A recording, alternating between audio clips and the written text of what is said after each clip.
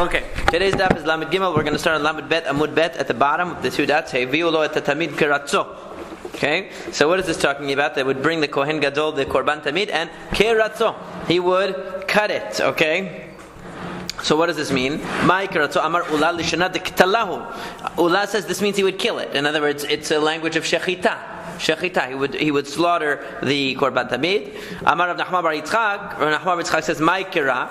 So where do we get this idea that that this word of kiratzo means to slaughter? So he quotes a pasuk from Yirmiyahu: Egla yefefia Mitzrayim keret mitzafon. It says keret mitzafon bava. So therefore, from there you see keret mitzafon, the killing from the north. So it's coming. So my mashma, how does this mean? Keret means to slaughter. Targim Rav Yosef. This is how Rav Yosef interpreted this pasuk of Egla Yefefia Mitzrayim. How did he interpret it? The beautiful calf of Egypt. So he interpreted it like this: Malka Ye'eh Hava Mitzrayim. That Egypt was a good kingdom, a good one, a proper one. Amamine kitulin mitzifona yetun Allah. So he says that. So where's the? Oh, it doesn't have it on the side. Okay, so what it means to say that nations that were killed from the north will come upon it. Okay. So from that we see that the word keretz means killed or to be killed. So kiratzo bechama, how much does he have to slaughter it? Amar Ula says berov shenayim. He has to slice the majority of the two simanim because there's the esophagus and the windpipe. The two pipes. He has to do the majority of each, and then he hands it to somebody else to finish. V'chein Amar Rabbi Yochanan, and so to the Rabbi Yochanan say shenayim. V'afresh lakish savar berov shenayim. So they all said berov shenayim, the majority of the two. The Amarish lakish v'chein achar shaninu rubo shel echad kamo. Lama shaninu rov echad ba'ov berov shenayim bevhema. Okay, so since we know that the majority of one is like the entire thing, so why did we have rov echad ba'of, that it has to be the majority, and as the since we know that the majority of one is the majority, is considered like the entire thing. So then why does it then have to go and tell us rov echad ba'of, that you have to slice the majority of one siman, one of the slaughtering simanim when you're doing a chicken, and rov shenayim bevhema lefi shishanino heviu lo tatamid kiratzo umerek acher shechita al yado vekibel et adam uzrako. So he says that you need to know that all that's necessary in the case of slaughtering is the majority of the two simanim. Even though you might say that's obvious, we know that the majority is considered like the entire thing. But here we have the situation of the korban tamid that has to be offered by the Kohen Gadol, and it says that the Kohen Gadol is going to slaughter it kiratzo, and someone else is going to finish the process so that the Kohen Gadol can catch the blood that's coming out, because he has to catch it. So yachol lo merek yehe pasul. You might think that if he didn't complete the slaughter, in other words, if the backup Kohen didn't complete the process, it would be invalid. Okay, yachol lo merek yehe pasul. So the Gemara asks, yachol lo merek yehe pasul? Could you really think that if he didn't complete the process, it would be pasul? Im ken havya le avoda be'acher. But if that were true, in other words, if it's indispensable that the second guy complete the process, if the majority of the two simanim is not enough, then how can you have somebody else complete it? That's exactly what I was wondering. That's a problem. Vitanya, yeah. Vitanya, kol avodot yom kippurim enan kshirot elabo. The Kohen Gadol has to do everything. So if it's necessary to have the other guy complete the process, right? So then that means that he's necessary, he's indispensable. So the Kohen Gadol's not doing everything.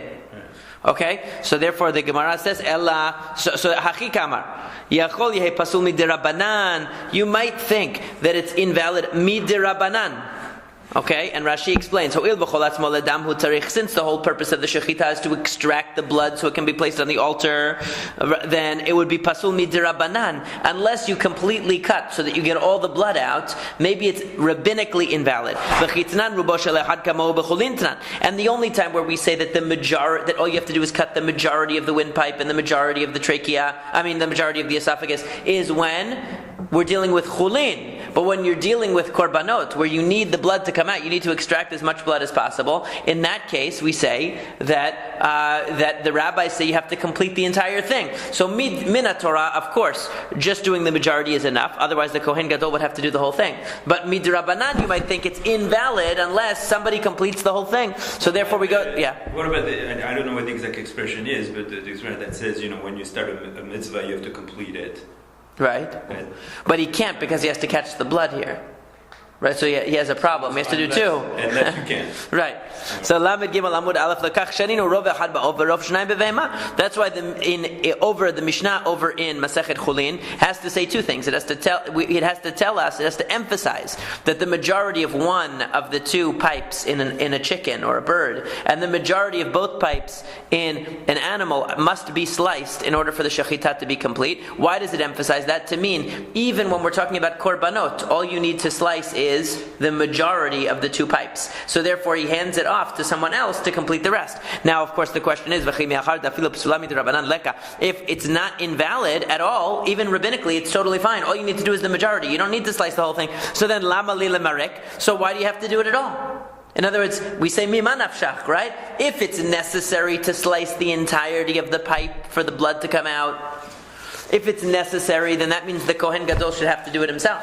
So isn't it necessary to sever the majority of the pipe in order to... The majority, yes. To make it... Now they're saying the whole thing, though. Yes. So in other words, the Kohen Gadol has to slice only 51% of each one. And then he hands it to somebody else to do the rest. So the question is, if 51% is enough, because he only needs to do majority, so then why should the other guy have to finish it? So leave it. Why do you have to finish it? And if he has to finish it, then how can he give it to somebody else? He should have to do it. In other words, either way you're stuck. Because if it's indispensable, then the Kohen Gadol has to do it. If it's totally dispensable and not required even rabbinically, why should anybody have to do it? Unless it's necessary to draw more blood. But if it's necessary, then the Kohen Gadol has to do it. If it's not necessary, then why do it at all? No, but one is necessary for shchita, which is the main part of it. Right. And the one is necessary just to... That's exactly what the Gemara says, but you don't give it enough time to speak its mind. You always want to jump in. You have to let it speak. Okay? It wants to tell you. Okay? You're ruining the drama. Yeah. You're taking... Sitting over there. Yeah. Right, exactly. So that's what it says. Lama limarek, mitzvah limarek. It's a mitzvah. Rashi says, exactly what Matya says. Kedei laotzi et adam yafeh. See that? That's exactly what Rashi says it means. So, true, from the standpoint of shechita, exactly as you said, doing the majority is enough. Nobody's going to say it's not shechuta. It's definitely. What's the problem? That you want to extract, it's a mitzvah to get as much of the blood out for zrikat adam, for the throwing of the blood. In the Rashi.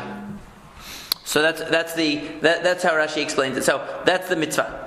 So it's not because of shechita. You're right, not because of shechita. It's because of removing the blood. And that's why the Kohen Gadol fulfills his responsibility as far as shechita is concerned. He completely does shechita.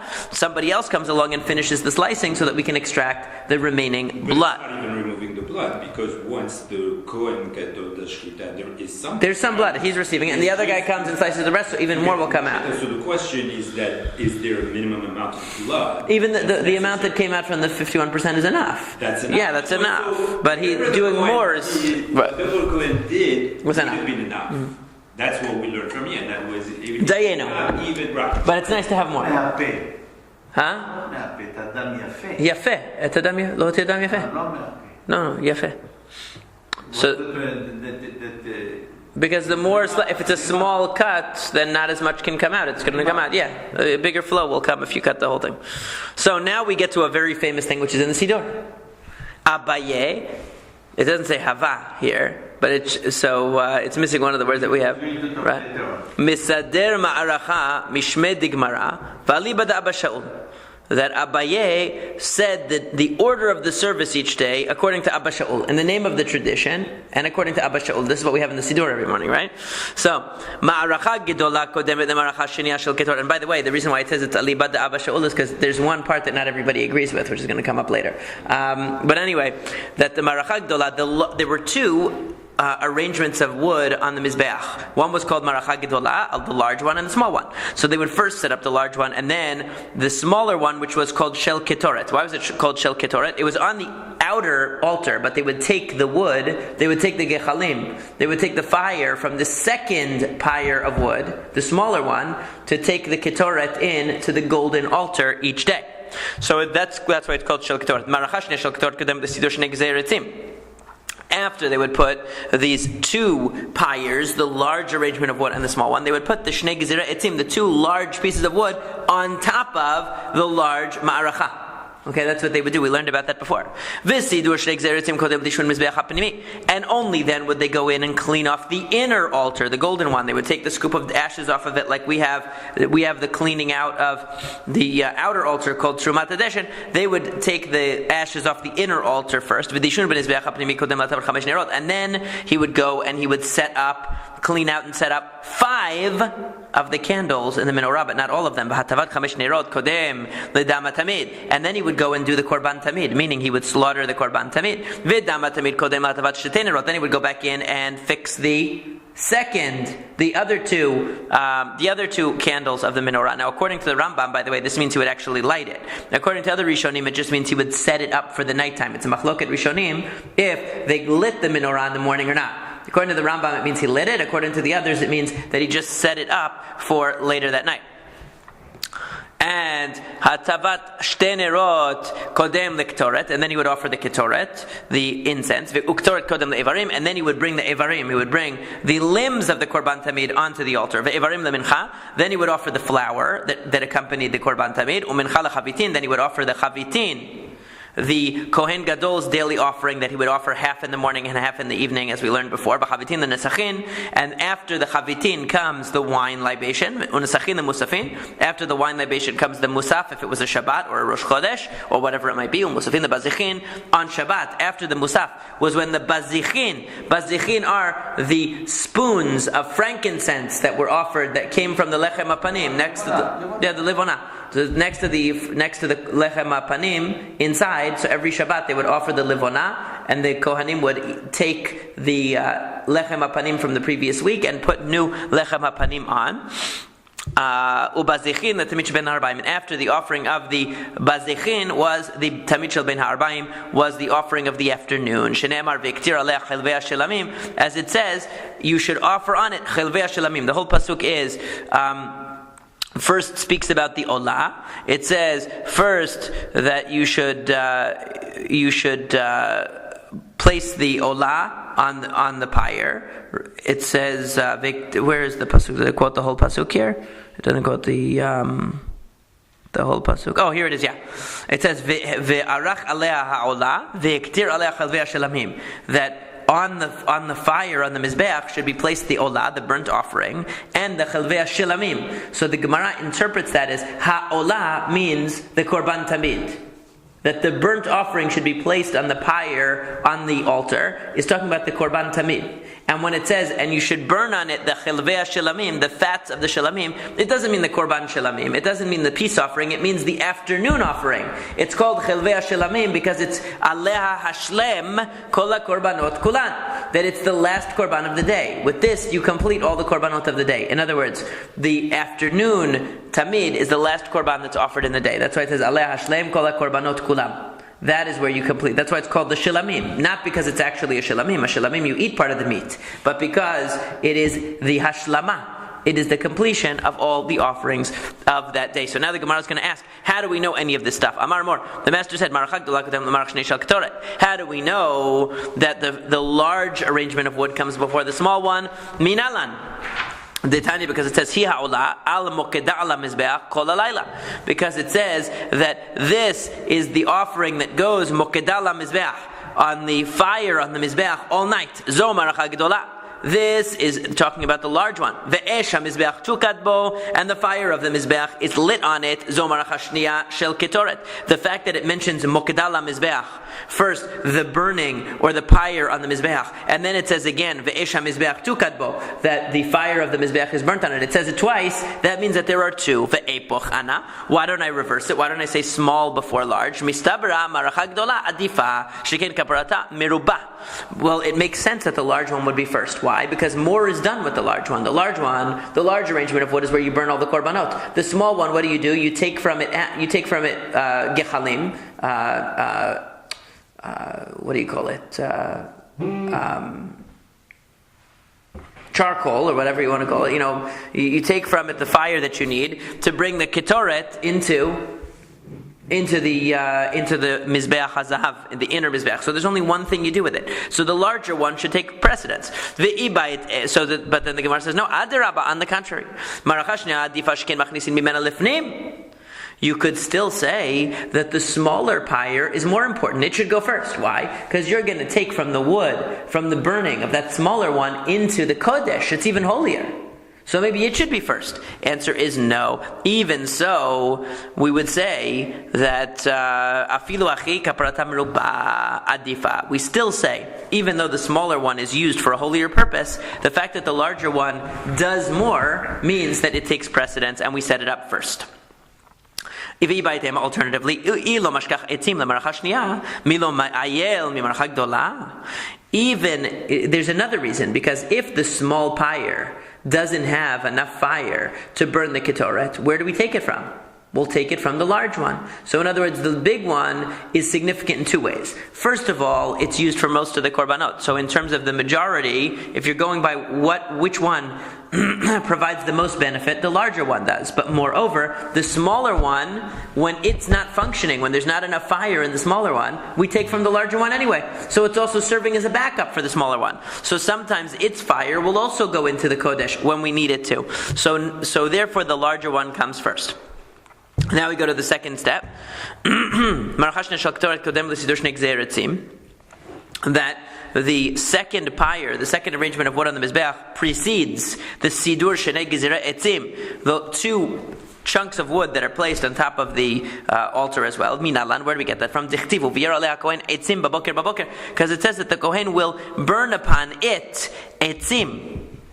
He will burn upon it wood each morning. Velo al chaverta. Miklal de'ita lechaverta. It says on top of that pyre, the large ma'aracha, on top of that he will burn wood, meaning he will take two large pieces of wood, the gezireh etzim, and put it on there. Okay? But it says you should place it on it. On what? On the large ma'arechet, the large ma'aracha. So what does that mean? That means that the small one must be there. Because why is the pasuk telling you specifically to put this wood on the large one if the small one is not there? Obviously the small one must already be there. Which means that we already have the large one in place and the small one in place. And you're wondering where you should put the shnei gezirah etzim. It's supposed to be on the large one. That wouldn't even be a question if the small one wasn't already there. So obviously the small one must precede the shnei gezirah etzim. But then the Gemara says, V'hai aleha miba'ele lekufei. But doesn't the word aleha, isn't it necessary for itself? Meaning it's not there to tell you that it should be placed on the large and not on the other one. That it's supposed to be placed on the large pyre and not on the small pyre. It's just to tell you that you're supposed to put it there. Right? It's not excluding anything. But the answer is Tirei aleha ketivei. It says it twice. It says Uvir aleha kohen etim baboker v'arach aleha. Right? It says it twice. So since it says aleha more than once, that emphasis is because there's another alternative. Because the small pyre has already been set up. That's why you have to be told that the large one is the one that takes precedence.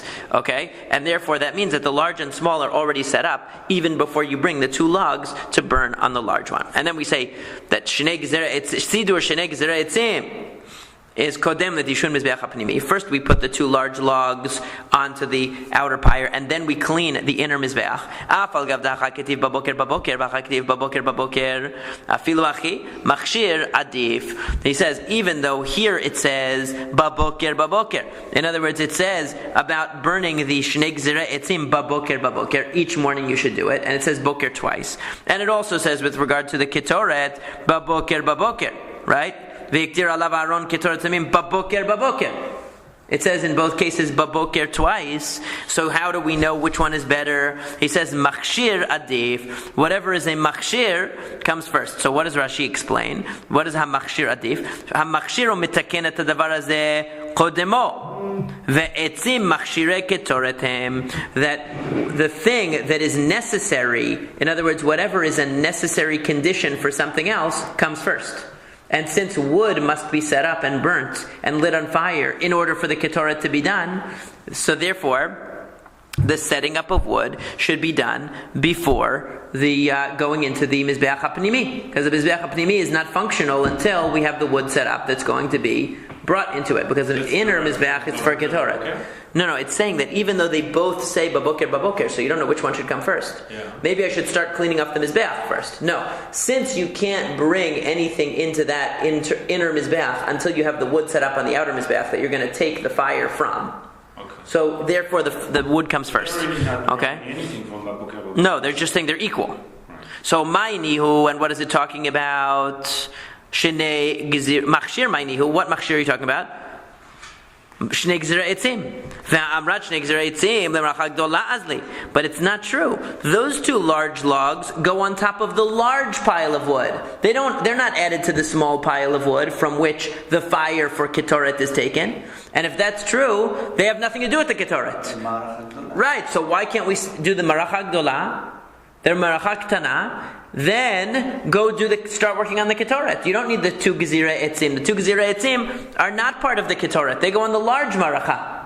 So you can't tell me that I need to do the Shnei Gezira Etzim before the Ketoret because the Ketoret needs the two Gezira Etzim. It doesn't need them. So therefore, what does the Gemara say?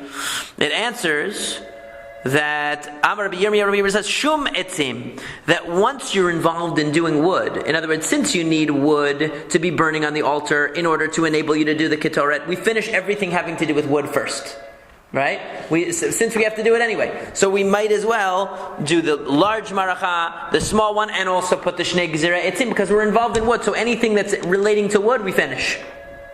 Since some wood is necessary as a precondition for Ketoret, so we might as well finish all the wood. That's what Rabbi Yirmiyah says. Ravina Amar Hoil Veitchil B'Maracha Gomer.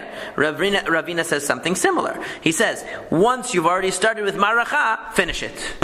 In other words, once you're involved in Maracha because you have to do Maracha first, you finish that entire mitzvah first. Okay? Rav Ashi says, it's an interesting thing to bring in a seder, with a very specific setup of how things are done. So, the first thing that I would think is that why would you give up the setup, for practicality? well, but it's not necessarily practicality. It's just saying once, but there's an internal seder. So in other words, once you are already involved in doing the wood because you had a reason to be involved in it, so you complete the process of setting up the wood on the altar, even though not every component of that process has to be before the next component. But you finish that process. Right, but they're saying what the seder is based. So, in other words, if you look at each component of this order as an independent thing, that's true. But what he's saying is, no, the component is setting up the wood. It has its own internal order. Okay, so since you're involved in that, you finish that. That's basically what, that Rabbi Yirmiyah says anything that's called etzim, even though these specific etzim are not necessary for the Ketoret, since you're involved in etzim, we do anything related to etzim first. According to Ravina, he's saying that, since you started the maracha, you completed. It's a similar concept. Rav Ashi Amar, ilo mashkach etzim lemaracha shniya, nimo ma'ayel mimaracha gedola. He says, no, you know what? Even the shnei gzira etzim could be potentially used for the Ketoret. Why? Because if the small pyre burns out and you don't have enough fire to take from it, you take from the large one. So you should definitely put the Shnei Gzira Etzim onto the large pyre, because anything you're going to do on that large pyre could end up being instrumental to the Ketoret also, in case you needed it. So in any case, that's the way that it goes. V'dishun Mizbeach HaPnimi comes next, right? Why do you clean off the golden mizbeach before you set up the first 5 of the candles in the menorah? He said, I received this tradition, but I have no idea what the reason is. Well, that's honesty. That's good. Honesty is the best policy. Rava says, no, it's like what Resh Lakish says. That the Amar Resh Lakish, en ma'avirin ala mitzvot. We don't pass over mitzvot. Rashi says, hapogea b'mitzvah lo ya'avor mimena. If somebody encounters a mitzvah, don't pass it by. Where do they learn this from? From the Mechilta that says, ushmartem et ha-matzot. And we say, ushmartem et ha-mitzvot. Meaning, mitzvah haba liyadcha Al tahmitena. Right? We say that anything that comes to your hand, don't let it be chametz. Right, al tahmitena. It's from the chametz. Don't let it leave it be. So therefore, ein mavirin al mitzvot and v'chi ayel lehechal. As we come to Lamed Gimel Amud Bet, when you come into the hechal, what do you see? What happens? Bamizbeach paga beresha. The first thing you encounter is the mizbeach. That's the first thing you're going to see. Why? Because if you look at the setup, the Tanya is willing to write the Shulchan B'Tzafon, Mashuch Min HaKotel Shtei Amot, O Mechatza, U'Menorah B'Darom Mashucha Min HaKotel Shtei Amot U'Mechatza. Because when you walk in, on your right side is the menorah, 2.5 amot away from the wall. On the left side is the Shulchan, 2.5 amot from the wall. Mizbeach Mimutza Ve'omed Be'emtza U'Mashuch Klapei Chutz Kim'ah. And the Mizbeach is in between them, but it's towards the door. So they are at the far, which is the west in the Beit HaMikdash, right? They are all the way to the west of the Kodesh, a little bit in, one to the north, one to the south, but a little bit indented. The Mizbeach is towards the east, right? It's when you walk in, the first thing closest to you is going to be the Mizbeach. So therefore, that's what you see first. V'nokme lahadayu, and the Gemara asks, why didn't they put it lined up evenly? Why didn't they put menorah, shulchan, Mizbeach? Why is the Mizbeach closer to the door? Why is it a little bit closer to the person who enters? The reason is because it says in the pasuk Veta menorah nochach hashulchan, that the menorah should be facing the table. They should be able to see one another, so to speak. Right? We don't want their view to be obstructed because it says they're facing one another. If they're facing one another, that means there's nothing in between. So if you imagine the Mizbeach is here, you have your menorah here, your shulchan here, facing each other, and then right here is the Mizbeach, in between, but a little bit closer to the door, leaving some space so they can, so to speak, see one another. Amar Rava says, Shema nami d'Reish Lakish, avorei dar'a atotafta asur. That we can learn from Resh Lakish that passing the arm over the totafta is asur. What does this mean? So Rashi explains it like this. He says that you can't skip over the arm tefillin to put on the head tefillin. That's how Rashi explains it. Avurei dar'a, skipping over the arm, atotafta, for the head. Hechi avid, midar'a letotafta. You should go from the arm to the totafta, which is the head tefillin. In other words, according to Rashi, what this means is, since your hands are down here and your head is up here, so what's the first thing your hands are closest to? The arm. So that's why you do the arm first. And then the head, you have to reach up already. It's out of the way. That's what Rashi says, in Mavir al Mitzvot. However, Tosafot has a different interpretation here. He brings a different interpretation. He says that's not what it's talking about. Of course you have to put on the hand tefillin before the head tefillin. It's not because of in Ma'avir al Mitzvot. It's because it says, Ukshatam la'ot al yadecha, ve'hayu l'totafot be'inanecha. It's not because of that. So he says, what is it talking about? It means that when you put them in the bag, you should put them in the bag in such a way that the first one that you take out is shel yad, because otherwise what you're going to have to do, you're going to have to put the shel yad aside. You're going to have to put the shel rosh aside if you put the shel rosh on top, and then you're going to have to take out the shel yad. So it says you have to put the hand tefillin on top, so that when you go in, you don't pass it over. That's what Rav Hai Gaon, the Tosafot, brings from Rav Hai Gaon, this interpretation. Another interpretation that's given is that when he brings a second one, Rav Hai Gaon, and then he says Rabbi Eliyahu says that it's talking about touching the tefillin. That when you touch the tefillin, no, it's from the Balei Tosafot, from way before that. That it has to do with touching it. That you should touch your arm whenever we touch the tefillin, we touch the arm and then the head. We don't touch that first. About the touching?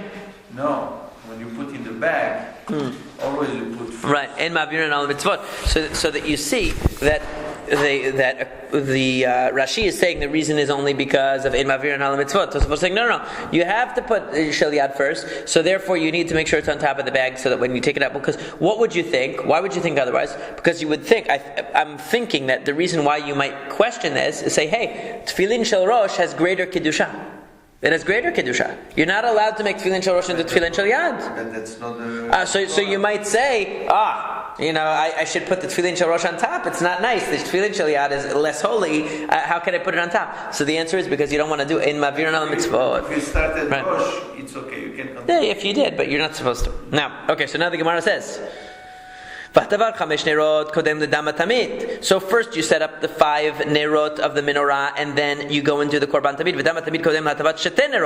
And then after doing the dama tamid, after doing slaughtering the korban tamid and applying the blood to the mizbeach, then you go and do the other 2 candles of the menorah. So my tama, what's the reason? Amar Abai says, Hahu baboker tishne gzre etzim tilatzrichi. It says baboker, an extra time, when it's discussing the placement of the shnei gzirei etzim, of the 2 logs of wood on top of the maracha gedola. It says baboker, and it's not necessary. So shadinu lahacha chad, shadiel. So he says what we do is we take them and we apply them to other things, because whenever we have extra words, now we can interpret, we can take these things and place them somewhere else. So shadinu lahacha chad. What we can do is place 1 over here. So we'll take the extra word baboker, and we'll say it's not talking about the shnei gzira etzim. It can't be. It's talking about hatavat chamesh nerot. It's talking about the setting up of the first 5 candles of the menorah, which puts them before the korban tamid. And one of them will apply to the blood of the korban tamid, so that it precedes the setting up of the other 2 candles. Okay, so now let's see what it says. Because the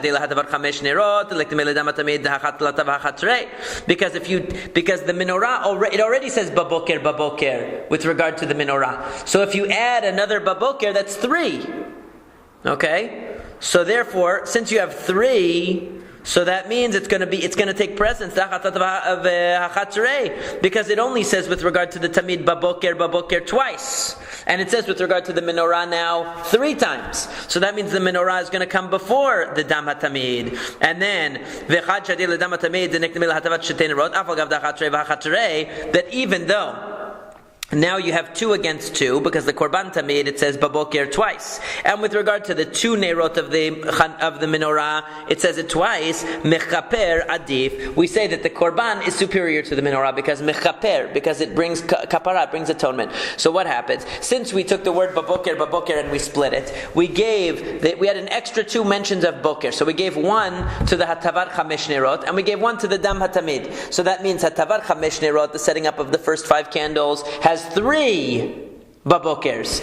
Dam hatamid now has 2. The hatavat shete nerot, the other 2 candles of the menorah, has only 2. So it's 3, 2, 2. So that's going to be the order. Amar le Rav Papa laBaye. Rav Papa said to Abaye, ve'em achad shate ledishun mizbeach hapanimi dinakdeme ledam hatamid. I have a different suggestion. Why can't we say this? You want to know how to take these extra words baboker and allocate them to other things. Why don't you take baboker, take one of the bokers and put it onto the dishun mizbeach hapanimi, the cleaning off of the inner altar where the ketoret is offered, and say that based on that, the ketoret comes before the dam hatamid. And then take the other one and apply it to the dam hatamid, to the korban tamid, and say that now the korban tamid has 2, right? And what will happen? So he has an interesting argument. He says, you're doing this arbitrarily, how you're assigning this. You know what, we can say like this. Take the words baboker, and say that one of them is going on the mizbeach, the golden mizbeach, and that gives it 3 babokers. Okay? That means it's going to come before the korban tamid. Give the other one to the korban tamid. Now the korban tamid has 2. And what's going to happen now? The korban tamid has 2, like we already said. The hatavat chamesh nerot also has 2, because we didn't give it an extra one. It only has 2. So that means the dam hatamid will come before the menorah. Why? Because they're even. It's 2 against 2. But you said 2 against 2. The korban tamid wins because it's also for kapara. So why do we have to give the extra third baboker to the menorah and put it before the korban tamid? Let's put the korban tamid completely before the menorah, even before the hatavat chamesh nerot. Why not? So he answers him, Ken afsukei b'mayim afsakt lehu. You have a different problem, because we have a tradition that the halacha is that you must separate between the first 5 candles of the menorah and the last 2. There has to be something in between. And if you take out the dam hatamid, if you tell me that the dam hatamid is going to be before the menorah, completely. So then what's going to interrupt between hatavat chamesh nerot, the setting up of 5, and the setting up of 2? There's not going to be any interruption. Now according to Resh Lakish, who says that the only reason why we separate the setting up of the menorah into two phases, we first do 5 and then we do 2, the only reason according to Resh Lakish is to lehargish et azara. In other words, to create more activity, to create more excitement in the azara. We want to make more stuff going on, so that there's more going on, there's more activity, people are paying attention, people are excited, right? We want to increase the enthusiasm by separate. If we can make more rituals, it makes people more excited. According to that, fine. We don't have to separate with another avodah between the 5 and the 2. We can just have them do the 5 nerot, come out of the Kodesh, walk around, go back in. There doesn't have to be anything in between. But according to Rabbi Yochanan, it's not just something that we do to increase the number of activities to make it more exciting. It's from the Torah. It says baboker that it has to be done baboker, which means that there's something that you have to split it into 2. It has to be split into 2 parts. According to that, you must have something in between the 2 pieces. You have to interrupt between hatavat chamesh nerot, setting up of the first 5 candles of the menorah, and the last 2. You must. Amar le Ravina le Ravashi. Okay, so therefore, what do you see from that? So you see from that therefore we must have the korban tamid being offered, or the slaughtering being done, and the blood being applied in between hatavat chamesh nerot and hatavat shetei nerot, in between setting up of the first 5 candles of the menorah and the setting up of the last 2, because there has to be some avodah interrupting them, right? Amali Ravina Ravashi. Ravina said to Ravashi, "Hi, baboker da'itim mimiyater." Is it really true? This is all presumed. We're presuming all along here that we have an extra 2 words, baboker, that we can allocate to different things. But is that really true? Are they really extra? Don't we need the words baboker to tell us to put the 2 gezirei etzim, the 2 large pieces of wood, onto the maracha gedolah? Hami ba'ele legufei, dekama rachmana nikdimu lemaracha sheniya shel ketoret. Don't we need the words baboker to tell us that we have to put these 2 gezirei etzim on the large maracha before doing the maracha shniya shel ketoret? In other words, don't we need to know that? Okay, so Amar Lei said, "Velav mi okimna alei velo al haverta miklal deita la haverta." That he says that no, since it says aleha, since the Torah says that you have to put the gezirei etzim on it, meaning on the large setup of wood, that means that the small one must already be there. It must already be there. Because if it wasn't already there, you don't have to tell me that I have to put it on the large one, because I would know that the large one is the only one there. So therefore, what do you see? You see that the baboker, it's superfluous. The question was, is baboker superfluous? He says it's not really superfluous, because you need to know that you need to put it. So he says, no, it's not superfluous, because it is superfluous, and therefore we need the words baboker to teach us about other things. We can use it to teach us about other things, because we already know that both the maracha gedolah and the maracha ketana have to be set up before the shnei gezirei etzim are placed. Okay? So therefore we can use the words baboker for something else. Amar le velav mi okimna aleha velo al chaverta miklal de'ita la chaverta. So that's what he said, that we've already discussed this. We've already said that we know that the 2 pyres have to be set up before the shnei gezirei etzim, and therefore the words baboker are not necessary. So ma'ishna David hatavat chamesh nerot beresha, Navid hatavat shetei nerot beresha. We know that we have to divide the setting up of the menorah into 2 parts. How do you know that you do 5 and then 2? Maybe you should do 2 candles, take a break, and then do the other 5. So kevan da'atchil behu avid ruba. Since you started a mitzvah, you should do the majority. That's the reason. Vin avid shit. Why don't we do 6 and leave 1? Amar krab behetivot hanerot yaktirena, because it says nerot plural. Ve'en nerot pechutot mishetayim. You have to do at least 2. So you do as much as you can, leaving 2. Okay, it says that you have to set up the last 2 candles before the ketoret. The Amar Krab, because the Torah says, when it talks about the ketoret, it says, when you set up the candles, that's when you burn the ketoret. So you have to complete the candles and then and then offer the ketoret. Ketoret evarim, and you bring the incense before you bring the limbs of the korban tamid onto the mizbeach. Detanya, as we learned in a braita, yukdam davar shneimar baboker baboker ladavar shelo neimar bo ela boker echad bilvad.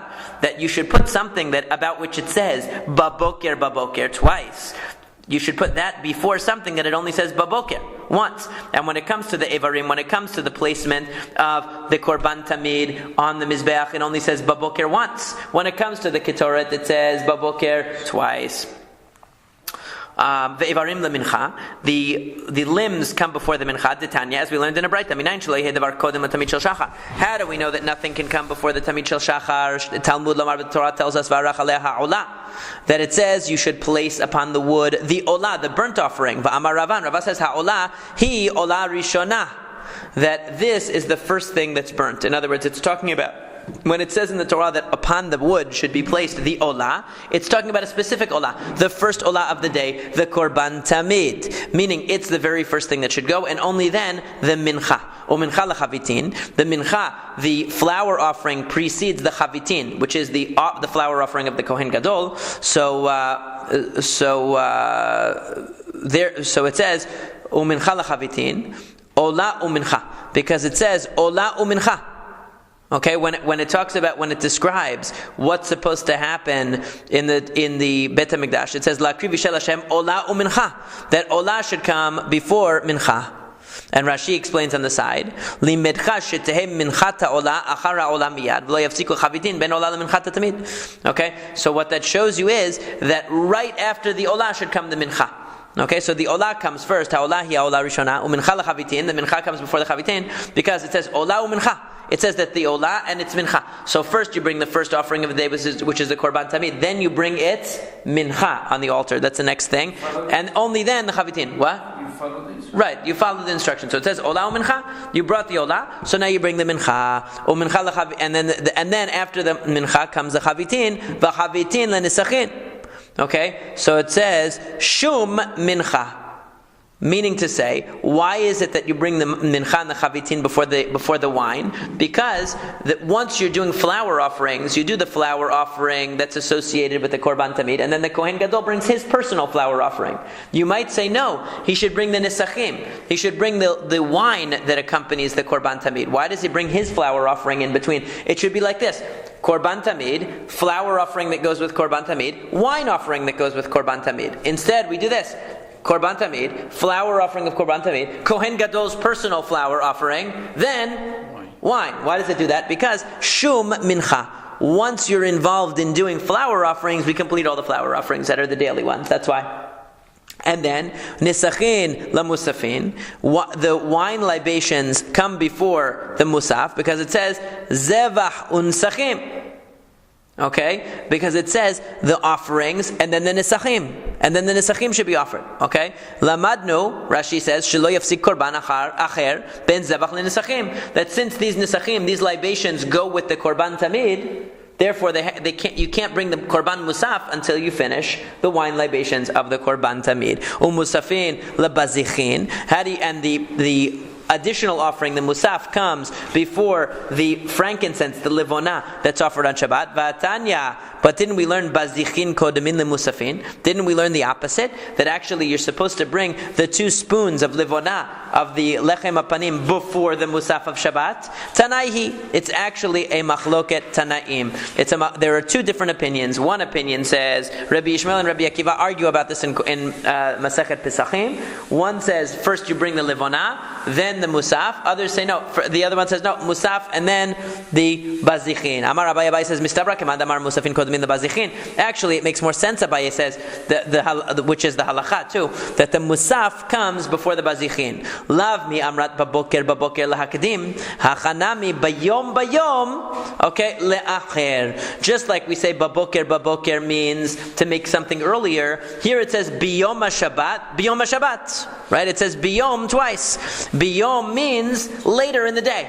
Later in the day. So Rashi says it means be'or etzem hayom, it should say in Rashi.